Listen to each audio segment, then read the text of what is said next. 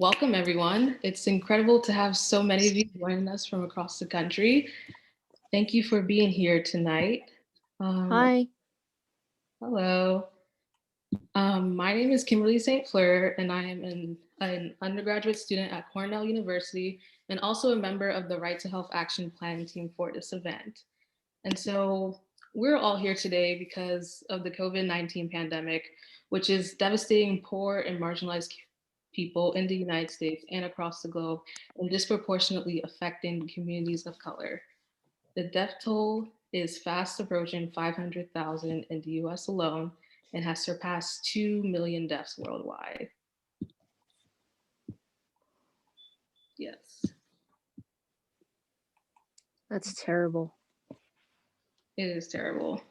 And so we know that this pandemic is not an isolated disaster. It is part of an accelerating wave of pandemics aided by inadequate and all too often deadly policies.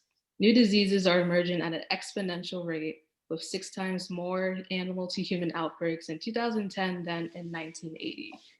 Policymakers must anticipate and plan for another pandemic within the decade that is as deadly as Ebola and just as contagious as COVID-19.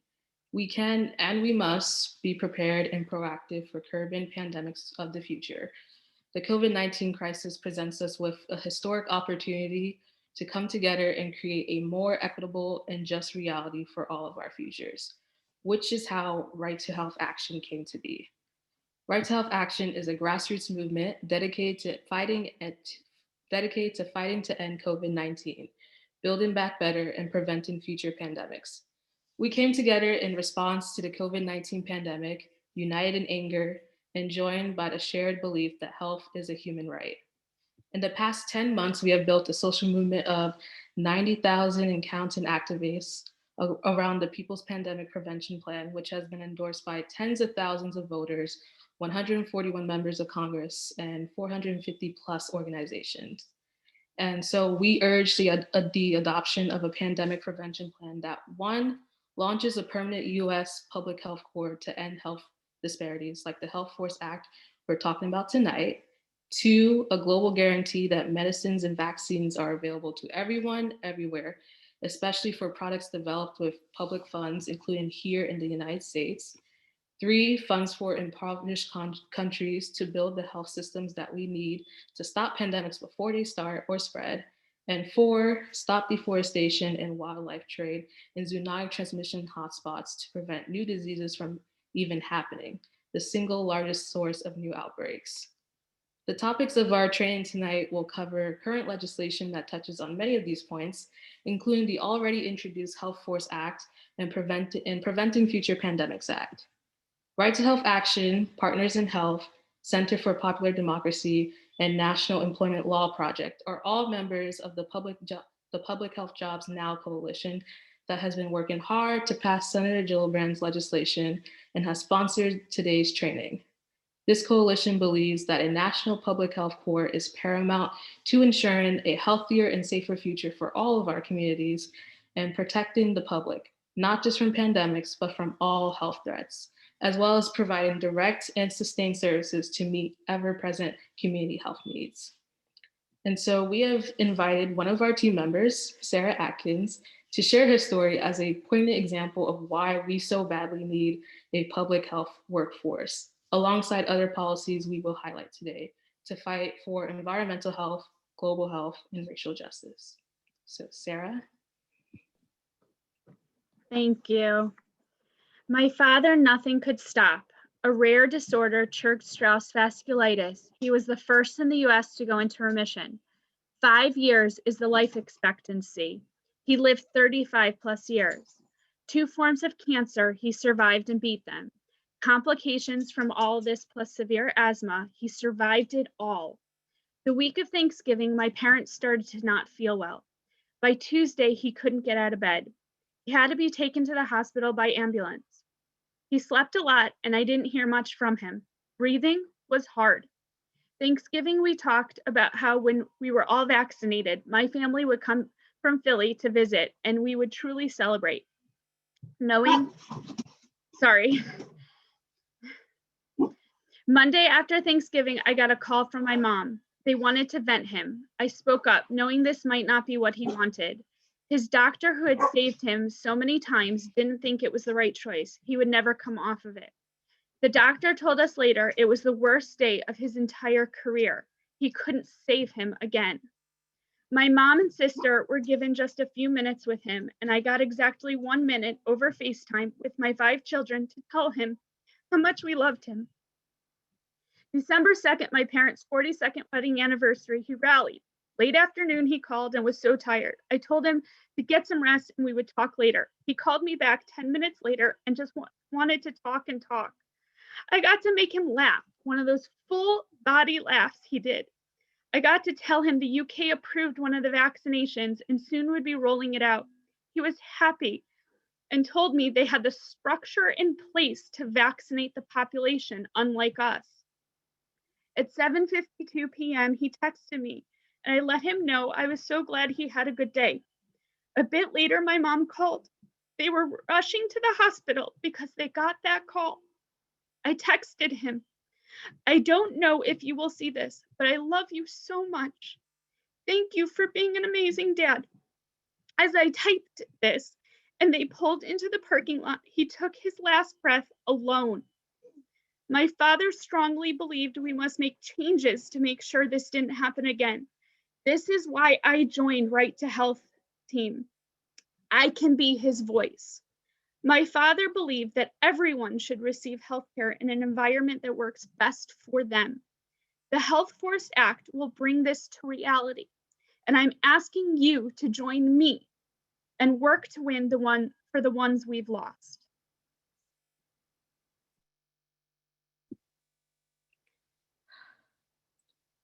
Thank you. Thank you, Sarah, for sharing such a powerful story and call to action, which makes brutally clear the urgency of our work.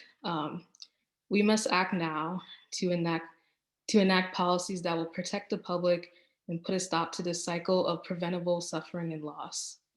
As we prepare for a massive 3-week all-hands grassroots mobilization to let our Congress representatives know that what we need, tonight we will hear from a few speakers who will share some of the policies we are fighting for to end this pandemic and make sure this nightmare never happens again.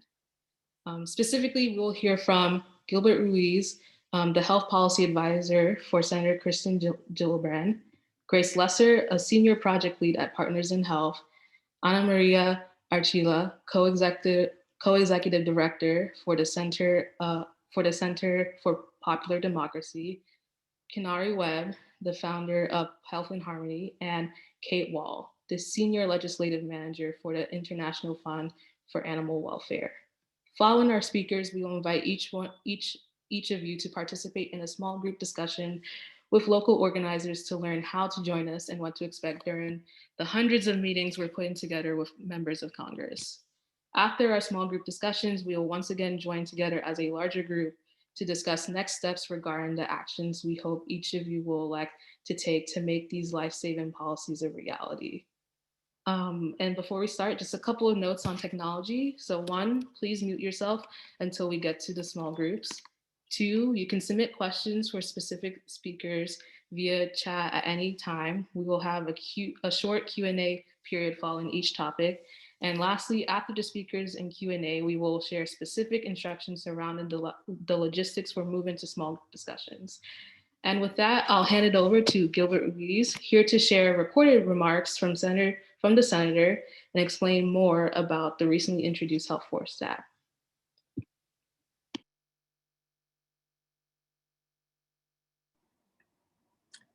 Thanks so much, Kimberly. I think we'll play the video now, and then I'll follow up right after.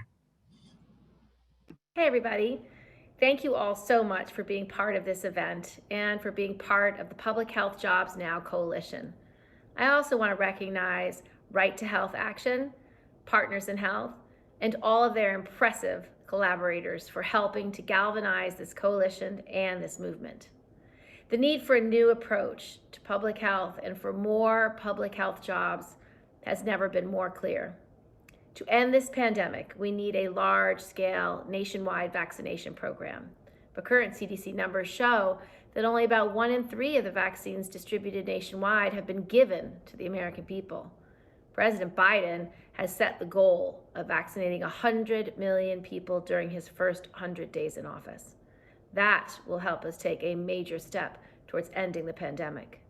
But we will not be able to reach that goal without providing reinforcements to our health workers who are already facing rising case numbers and the new highly infectious strain of COVID.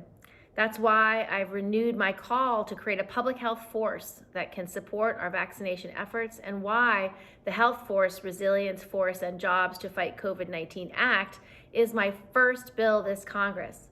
When enacted, this bill will invest billions of dollars into local public health to recruit, train, and employ hundreds of thousands of Americans to support vaccine communication, distribution, and administration efforts in their own communities, with a particular focus on underserved communities. There's a reason that the title of this bill includes the phrase "Jobs to Fight COVID-19." Hiring local for the health force will not only create thousands of good jobs during a period of high unemployment, but will create them where they are needed most. At the same time, it will create a pathway to health careers in new communities, bringing much needed diversity to the medical field. And when this crisis finally ends, health force workers will be retrained in their jobs to continue addressing public health issues like opioid addiction, nutrition, and mental health in their communities, and could be called on in our response to future public health crises. In short, the health force will improve the health of our nation and our nation's economy simultaneously. This is a big undertaking, but it is an investment worth making. President Biden called for this approach to public health in his American Rescue Plan. Now we need Congress to make it a reality. I am so grateful to know that all of you are with me in this fight, and that you are using your voices to speak up for the health force and the jobs it will create. I promise to keep fighting alongside you to ensure that these jobs are created and filled.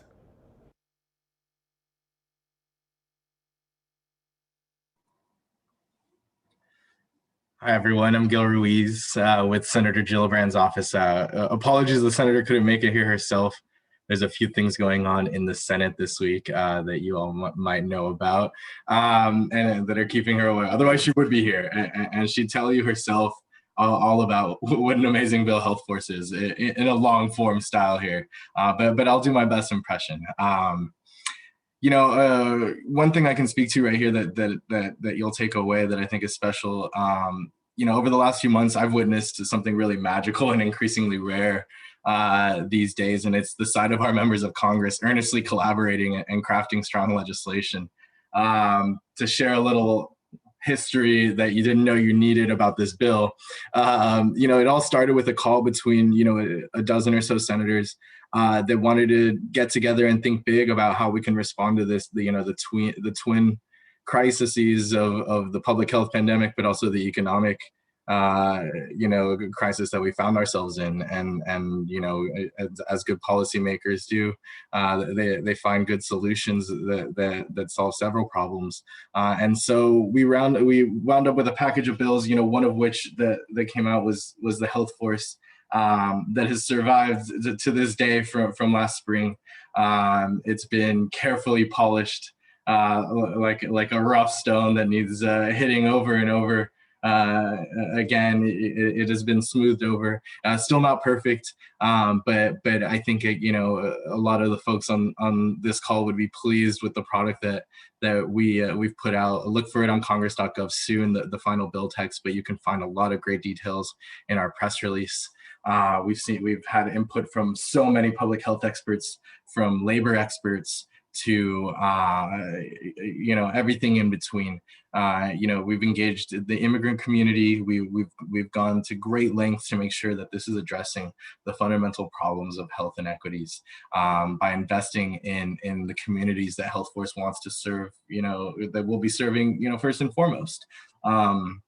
We don't believe that the federal government needs to be sending in folks from the outside to go and tell communities how to run their public health programs, run their lives, run their anything. And why not offer public health departments whose workforces have been depleted over these last few years, that we know the resources to go and recruit and train, hire, and give opportunity for new health careers that were just not there before. In this way, you're not only attacking the root cause, the real root problems of this pandemic, some of which have nothing to do with vaccinations, before you even get to that. And let them do it the way that they know how. We have fantastic public health experts, in every single district. Give their local public health departments the money to do what they know needs to be done. There's no shortage of work to go around. So let's get started right now. So we're so grateful to the Biden administration, who included in the American Rescue Plan the Public Health Job Corps program that is modeled after, it is language that closely mirrors the health force. And our mission is now to be the legislative vehicle that delivers on that public health jobs promise to create long-term public health jobs, thousands and thousands of them, as many as they'll let us get away with, and to really start not just attacking this pandemic the way it needs to be, but also to start slowly and deliberately undoing all of the disparities that it got us to this horrible point in the first place, and that will continue to be there unless we do something on the scale of this bill. So you'll see us use the term billions. You'll see us use the term hundreds of thousands of workers. Those are about the most important thing for us beyond this being a long-term program, is it needs to be of the scale to the threat. So we have plenty of co-sponsors. I think we've hit our dozen mark in the Senate, of which I will read off to you now. Senators Gillibrand, Bennett, Schatz, Markey, Van Hollen, Klobuchar, Blumenthal, Booker, Casey, Duckworth, Feinstein, Reed, and Rosen. We have a wonderful House delegation with Reps Crow, Panetta, Underwood, and Phillips that have so many more original co-sponsors coming and so much more support. We're doing everything that we can to get this in front of leadership and engage Schumer and Health Committee, but we also need you all. So I'll end on this note here, that we've put up forward the strongest product that we can, and we continue to play our role here, but now we also need you all to go and demand that this legislation be passed, that you're a member of Congress, that you make sure that their name is on it. I hope that you have all the materials you need to ask for that after today. Use us as a resource, our office, me. Please reach out to me. You can see I'm a living person here. I exist, and you can find me.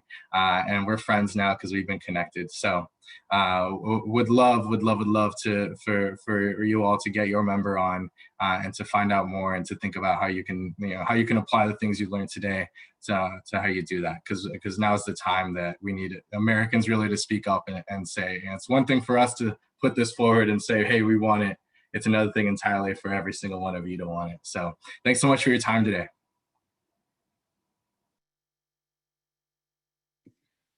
Thanks, Gil, and now Grace.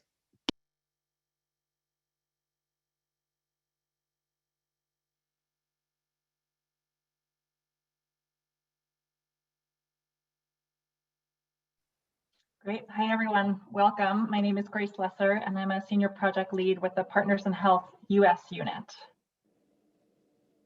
Let's see if I do have control. Great. Partners in Health as an organization has 30 years of experience fighting epidemics and building health systems all over the world. We've also been intimately involved with community health worker programs, both globally and here in the US. The community-based workforce that we're advocating for today is not new. In fact, community health workers, or CHWs, have long been key players in strengthening health systems around the world, most notably in low and middle income countries. But CHWs aren't new in the US either. CHWs have been employed by singular community-based organizations, health systems, and healthcare providers in the US for 80 years. But now, more than ever, we have this urgent opportunity in front of us, as Gil was saying, to invest in something different, in a nationally scaled community health worker model that is professionalized, permanent, and integrated both into our community-based and health delivery systems. So what are CHWs? Who is a CHW? There are a few core characteristics that define a CHW. First, and probably most important, they have shared experience with the communities they serve. CHWs demonstrate, secondly, empathy and strong communication skills. Thirdly, they have a service-oriented mindset. From a selection perspective, we believe the hiring criteria for CHWs shouldn't be contingent upon educational attainment or past formalized training.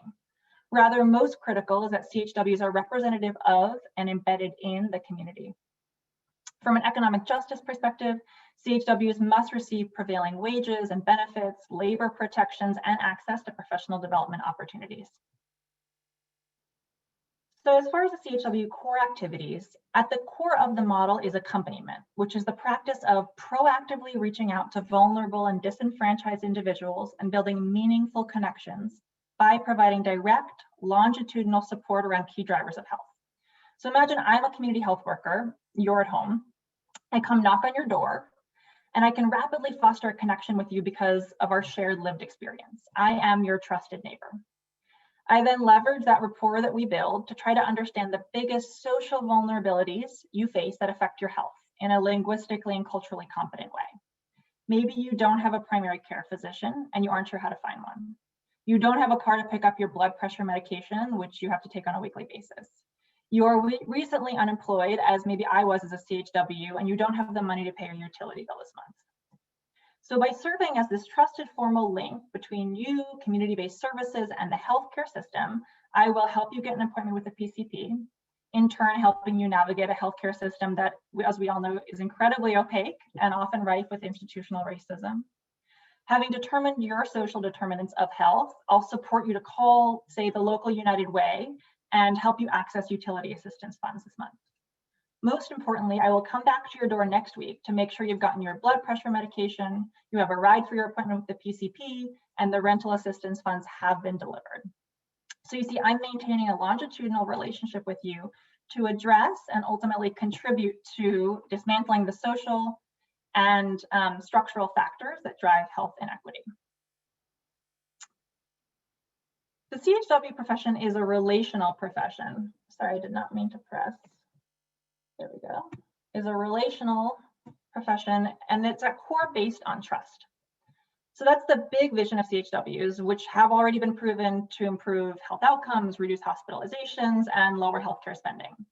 And in the short term, CHWs are also incredibly well suited for all the reasons I just shared, to be trusted messengers around COVID-19 vaccine outreach and to be field-based representatives, responders to the COVID-19 crisis. So we are advocating for 100,000 CHWs to be hired immediately. These are permanent jobs which will at first do vaccine outreach, education, and serve as a messenger for transparent, accurate, culturally sensitive information around the COVID-19 vaccine. You can see here on this graphic that as the COVID burden decreases, CHWs who were at first focused on vaccine outreach, then transition to focusing on broader health indicators and those underlying social and economic determinants of health that drive inequity. We really have such a historic opportunity right now to make this immediate and systemic investment in a community-based workforce. The community-based workforce is uniquely positioned to first address COVID-19, especially in vulnerable communities that have been so hard hit by this virus. Second, improve the health of historically marginalized populations. And third, as Gil was saying, rebuild our chronically underfunded caregiving and public health infrastructure for the future. Thank you, and I'll pass it on to the next person.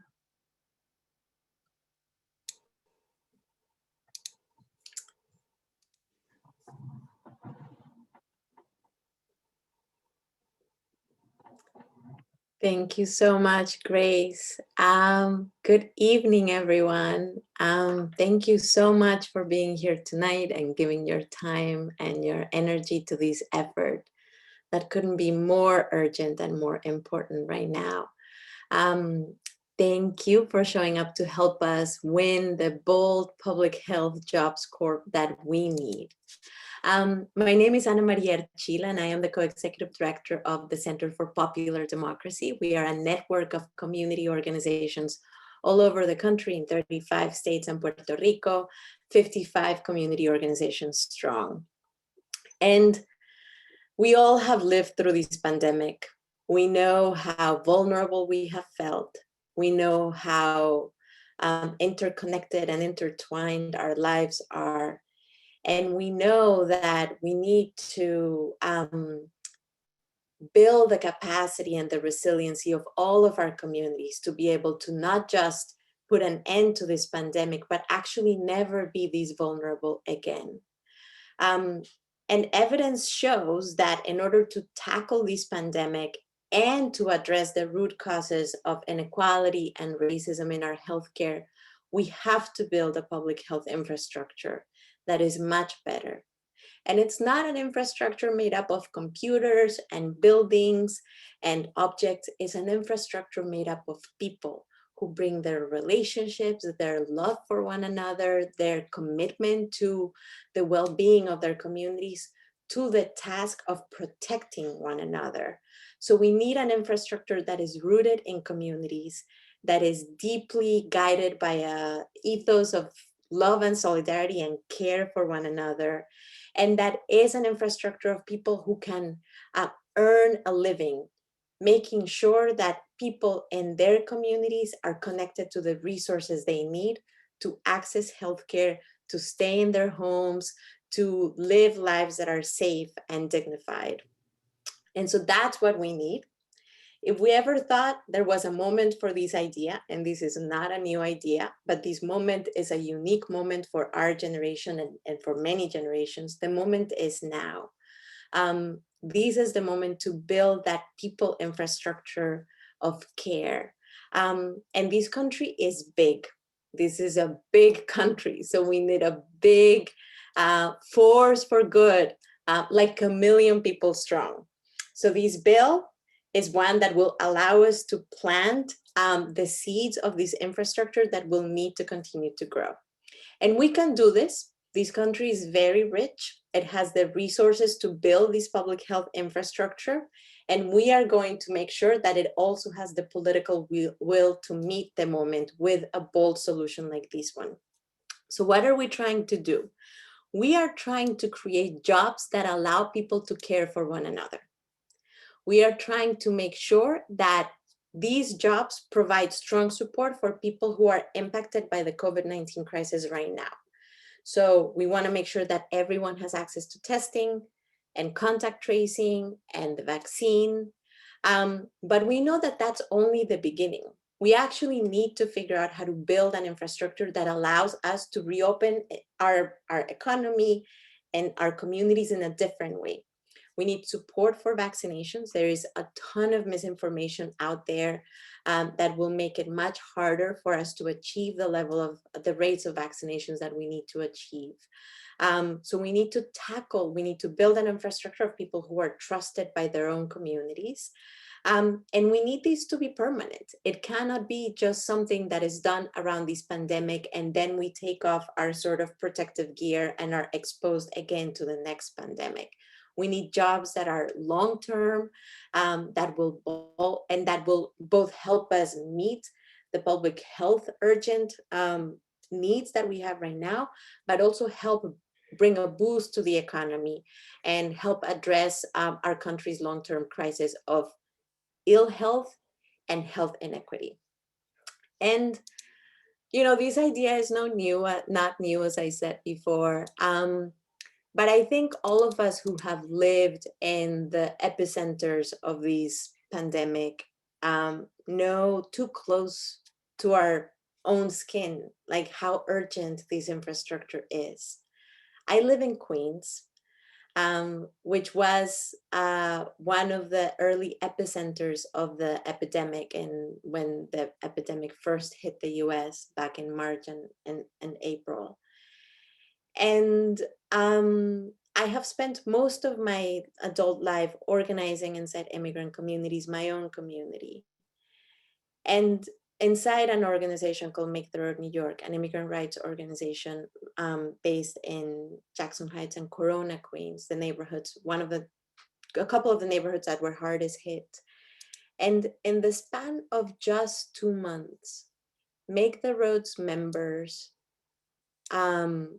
lost 85 family members. So just within this community of one organization, we lost 85 people in the span of just a few months. And people died not because the pandemic was, not only because the pandemic was or the virus was highly concentrated in New York and in particular neighborhoods. People died because they didn't have healthcare before the pandemic hit our communities. People died because they didn't have jobs that allowed them to shelter in place. People died because they were excluded from federal and state-based income supports that would allow them to stay home and stay safe. And they had to venture out to look for ways to bring bread home to their families. People died because we have housing that is unaffordable and people have to live in very small spaces and could not socially distance from one another. So we can't just have a vaccine and assume that the problem will be gone. We actually need to build a more just society. And we need a force for good that will allow us to do that. So Make the Road is an organization, like many community organizations across the country, that understands that trust is the essential way that we can turn things around. We can build political power, we can change legislation when we build trust in communities, and we can support one another. And so one of the programs that Make the Road and many other organizations in our network have are programs of health navigators who help people connect with health insurance, with the ACA.